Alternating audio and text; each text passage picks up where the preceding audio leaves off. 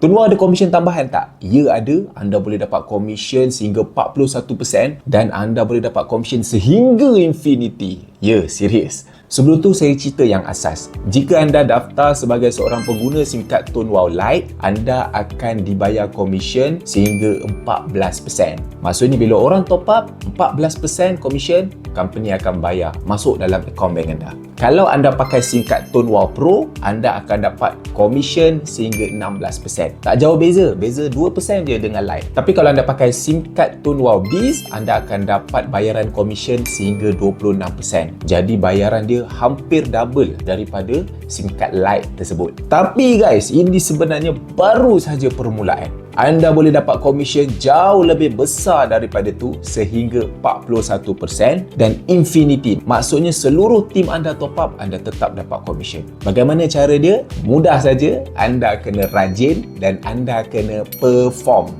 Maksudnya macam ni, bila anda rajin, anda perform, anda daftarkan ramai pelanggan, maka masa tu komisen anda cecah RM200 dalam sebulan. Jadi masa tu company akan upgrade membership anda menjadi Junior Center secara percuma. Bila anda dah membership Junior Center, masa tu komisen anda akan ditambah sebanyak 3%. Dan seluruh tim anda, bila mereka top up, anda akan override komisen sebanyak 1%. Kalau lagi besar rangkaian anda, lagi banyaklah 1% komisen anda akan dapat pada setiap daripada mereka yang top up. Itu baru Junior Center. Bayangkan komisen anda cecah RM500 sebulan. Masa tu membership anda akan di-upgrade kepada Service Center. Service Center anda akan ditambah sebanyak 7.5% komisen dan seluruh tim anda top up pula anda akan override komisen sebanyak 2.5%. Lagi banyak. Itu baru nombor 2. Ini yang paling power punya. Jika komisen anda mencecah RM3,000 sebulan, maka anda akan di-upgradekan kepada Membership Branch Center.